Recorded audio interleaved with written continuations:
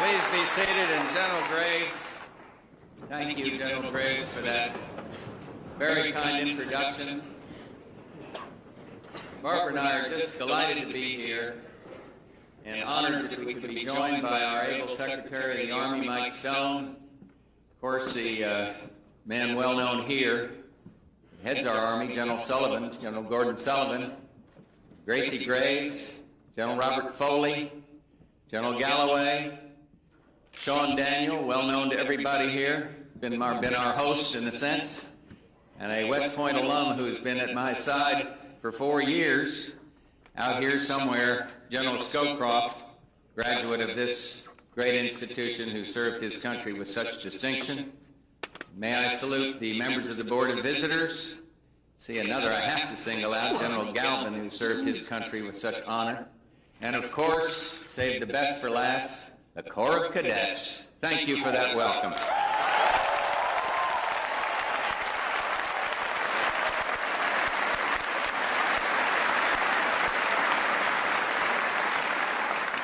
Let me begin with the hard part. It is difficult for a Navy person to come up to West Point after that game a month ago.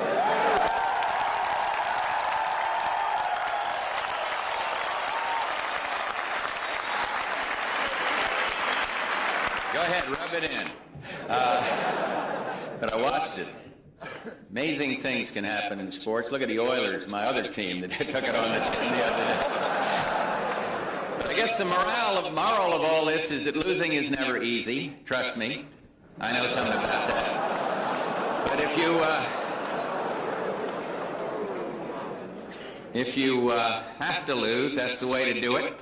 Fight with all you have, give it your best shot, and win or lose, learn from it, and get on with life. And I'm about to get on with the rest of my life.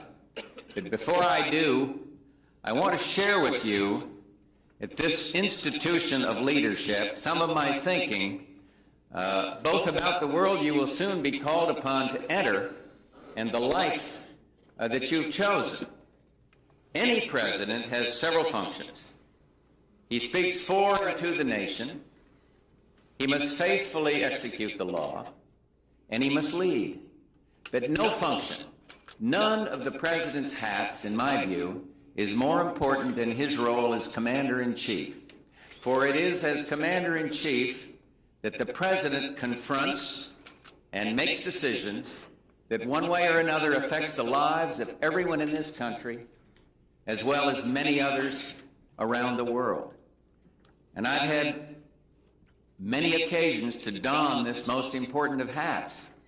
And over the past 4 years, the men and women who proudly and bravely wear the uniforms of the U.S. Armed Services have been called upon to go in harm's way and have discharged their duty with honor and professionalism. I wish I could say that such demands were a thing of the past, that with the end of the Cold War, the calls upon the United States would diminish.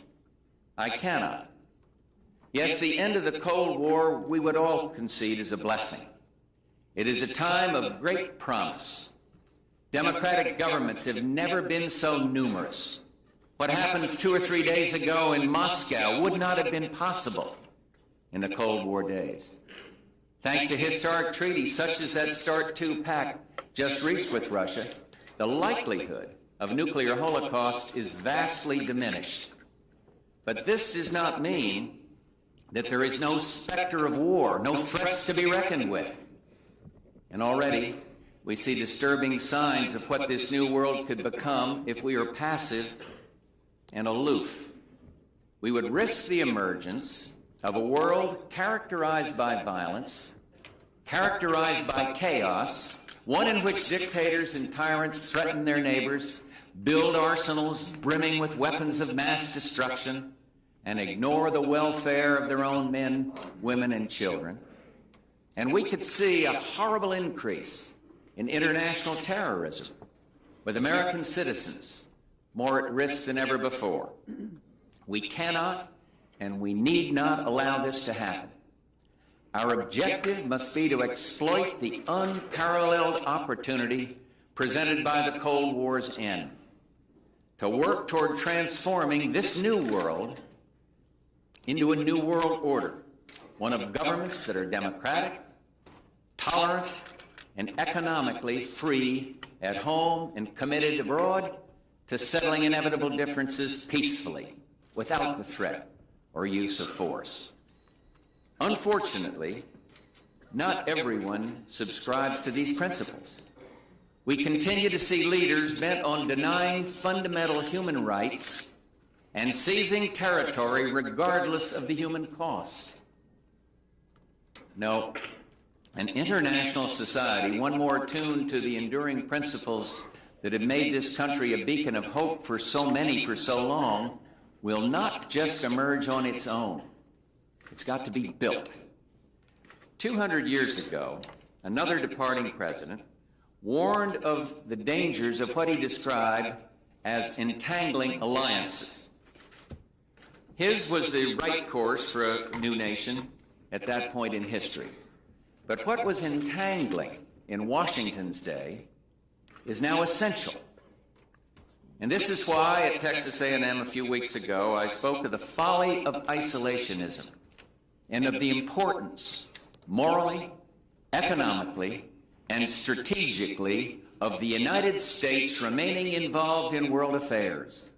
We must engage ourselves if a new world order, one more compatible with our values and congenial to our interests, is to emerge. But even more, we must lead. Leadership, well, it takes many forms. It can be political or diplomatic. It can be economic or military. It can be moral or spiritual leadership. Leadership can take any one of these forms, or it can be a combination of them. Leadership should not be confused with either unilateralism or universalism. We need not respond by ourselves to each and every outrage of violence. The fact that America can act does not mean that it must. A nation's sense of idealism need not be at odds with its interests, nor does principle displace prudence. No, the United States should not seek to be the world's policeman. There is no support abroad or at home for us to play this role, nor should there be. We would exhaust ourselves in the process, wasting precious resources needed to address those problems at home and abroad that we cannot afford to ignore. But in the wake of the Cold War, in a world where we are the only remaining superpower, it is the role of the United States to marshal its moral and material resources to promote a democratic peace. It is our responsibility. It is our opportunity to lead. There's no one else. Leadership cannot be simply asserted or demanded. It must be demonstrated. Leadership requires formulating worthy goals and persuading others of their virtue and contributing one's share of the common effort and then some. Leadership takes time. It takes patience. It takes work. And some of this work must take place here at home. Congress does have a constitutional role to play, and leadership therefore also involves working with the Congress and the American people to provide the essential domestic underpinning if U.S. military commitments are to be sustained, if they're to be sustainable. And this is what our administration, the Bush administration, has tried to do. When Saddam Hussein invaded Kuwait, it was the United States that galvanized the UN Security Council to act and then mobilized the successful coalition on the battlefield. The pattern, not exactly the same, but similar in Somalia. First, The United States underscored the importance of alleviating the growing tragedy, and then we organized humanitarian efforts designed to bring hope, food, and peace. At times, real leadership requires a willingness to use military force. And force can be a useful backdrop to diplomacy, a complement to it, or, if need be, a temporary alternative. As Commander-in-Chief, I have made the difficult choice to use military force. I determined we could not allow Saddam's forces to ravage Kuwait and hold this critical region at gunpoint. I thought then, and I think now, that using military force to implement the resolutions of the UN Security Council was in the interest of the United States and the world community. The need to use force arose as well in the wake of the Gulf War, when we came to the aid of the peoples of both northern and southern Iraq. And more recently, as I'm sure you know, I determined that only the use of force could stem this human tragedy of Somalia. The United States should not stand by with so many lives at stake, and when a limited deployment of U.S. forces, buttressed by the forces of other countries and acting under the full authority of the United Nations, could make an immediate and dramatic difference, and do so without excessive levels of risk and cost. Operations Provide Comfort and Southern Watch in Iraq, and then Operation Restore Hope in Somalia, all bear witness to the wisdom of selected use of force for selective purposes. Sometimes the decision not to use force, to stay our hand, I can tell you it's just as difficult as the decision to send our soldiers into battle. The former Yugoslavia, well, it's been such a situation. There are, we all know, important humanitarian and strategic interests at stake there. But up to now, it's not been clear that the application of limited amounts of force by the United States and its traditional friends and allies would have had the desired effect, given the nature and the complexity of that situation. Our assessment of the situation in the former Yugoslavia could well change if and as the situation changes. The states could grow. The conflict could threaten to spread. Indeed, we are constantly reassessing our options and are actively consulting with others about steps that might be taken to contain the fighting, protect the humanitarian effort, and deny Serbia the fruits of aggression. Military force is never a tool to be used lightly or universally. In some circumstances, it may be essential. In others, counterproductive. I know that many people would like to find some formula, some easy formula to apply, to tell us with precision when and where to intervene with force. Anyone looking for scientific certitude is in for a disappointment. In the complex new world we are entering, there can be no single or simple set of fixed rules for using force. Inevitably, the question of military intervention requires judgment. Each and every case is unique. To adopt rigid criteria would guarantee mistakes involving American interests and American lives, and it would give would-be troublemakers a blueprint for determining their own actions. It could signal U.S. friends and allies that our support was not to be counted on. And similarly, we cannot always decide in advance which interests will require our using military force to protect them. The relative importance of an interest is not a guide. Military force may not be the best way of safeguarding something vital, while using force might be the best way to protect an interest that qualifies as important but less than vital. But to warn against a futile quest for a set of hard and fast rules to govern the use of military force is not to say there cannot be some principles to inform our decisions. Such guidelines can prove useful in sizing and indeed shaping our forces and in helping us to think our way through this key question. Using military force makes sense as a policy where the stakes warrant, where and when force can be effective, where no other policies are likely to prove effective, where its application can be limited in scope and time, and where the potential benefits justify the potential costs and sacrifice. Once we are satisfied that force makes sense, we must act with the maximum possible support. The United States can and should lead, but we will want to act in concert where possible involving the United Nations or other multinational grouping.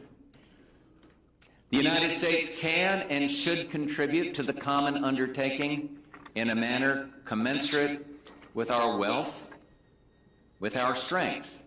But others should also contribute militarily, be it by providing combat or support forces, access to facilities or bases, or overflight rights.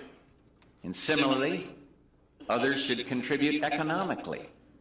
It is unreasonable to expect the United States to bear the full financial burden of intervention when other nations have a stake in the outcome. A desire for international support must not become a prerequisite for acting, though.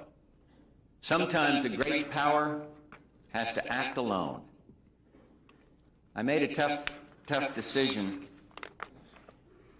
I might say on advice of our outstanding military leaders who are so well known to everybody here, to use military force in Panama when American lives and the security of the canal appeared to be threatened by outlaws who stole power in the face of free elections. And similarly, we moved swiftly to safeguard democracy in the Philippines. But in every case involving the use of force, it will be essential to have a clear and achievable mission, a realistic plan for accomplishing the mission, and criteria no less realistic for withdrawing U.S. forces once the mission is complete. Only if we keep these principles in mind will the potential sacrifice be one that can be explained and justified. We must never forget that using force is not some political abstraction, but a real commitment of our fathers and mothers and sons and daughters, brothers and sisters, friends and neighbors. You've got to look at it in human terms. In order even to have the choice, we must have available adequate military forces tailored for a wide range of contingencies, including peacekeeping. Indeed, leading the effort toward a new world order will require a modern, capable military, in some areas necessitating more rather than less defense spending. As president, I have said that my ability to deploy force on behalf of U.S. interests abroad was made possible because past presidents, and I would single out in particular my predecessor Ronald Reagan, and past secretaries of defense sustained a strong military. Consistent with this sacred trust, I am proud to pass on to my successor, President-elect Clinton, a military second to none. We have the very best. And yet, it is essential to recognize that as important as such factors are, any military is more than simply the sum of its weapons or the state of its technology. What makes any armed force truly effective is the quality of its leadership, the quality of its training, the quality of its people. We have succeeded abroad in no small part because of our people in uniform. The men and women in our armed forces have demonstrated their ability to master the challenges of modern warfare, and at the same time, and whether on the battlefield of Iraq or in some tiny little village in Somalia, America's soldiers have always brought a quality of caring and kindness to their mission. Who will ever forget, I know I won't, those terrified Iraqi soldiers surrendering to American troops? And who will forget the way the American soldier held out his arms and said, "It's okay, you're all right now"? Or in Somalia, the young Marie, eyes filled with tears, holding the fragile arm of an emaciated child. There can be no doubt about it. The all-volunteer force is one of the true success stories of modern-day America. It is instructive to look at just why this is so. At its heart, a voluntary military is based upon choice. You all know that. The decision freely taken by young men and women to join, the decision by more mature men and women to remain. And the institution of the armed forces has thrived on its commitment to developing and promoting excellence. It is meritocracy in action. Race, religion, wealth, background count not. Indeed, the military offers many examples for the rest of society, showing what can be done to eradicate the scourge of drugs, to break down the barriers of racial discrimination, to offer equal opportunity to women. This is not just a result of self-selection. It also reflects the military's commitment to education and training. You know, people speak of defense conversion, the process by which the defense firms retool for civilian tasks. Well, defense conversion within the military has been going on for years. It is the constant process of training and retraining which the military does so well that allows individuals to keep up with the latest technology, take on more challenging assignments, and prepare for life on the outside. Out of this culture of merit and competition have emerged hundreds of thousands of highly skilled men and women brimming with real self-confidence. What they possess is a special mix of discipline, a willingness to accept direction, and a confidence, a willingness to accept responsibility. Together, discipline and confidence. There is no higher calling, no more honorable choice than the one that you here today have made.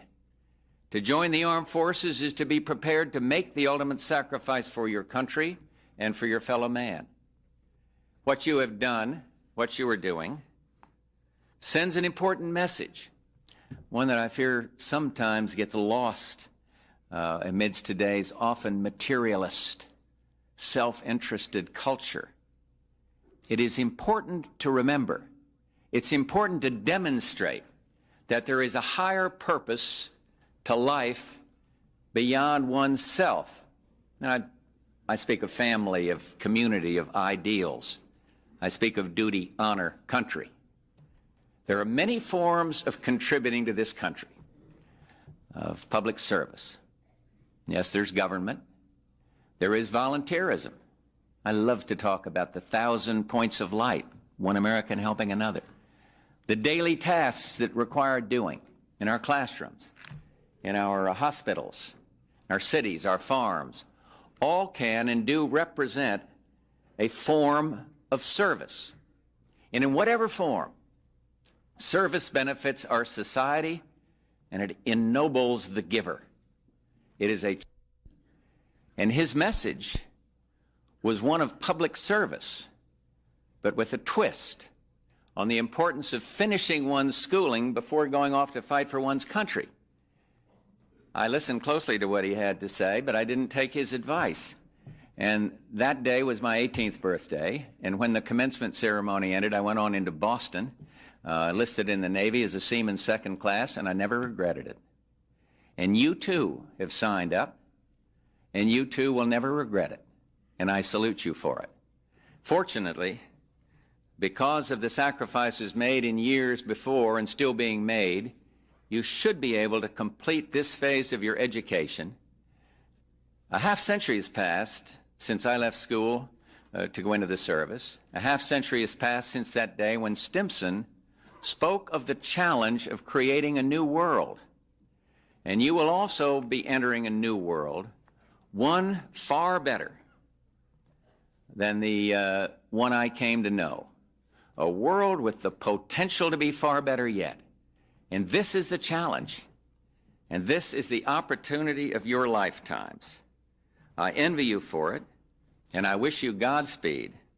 And while I'm at it, as your Commander-in-Chief, I hereby grant amnesty to the Corps of Cadets. Thank you all very much. Thank you.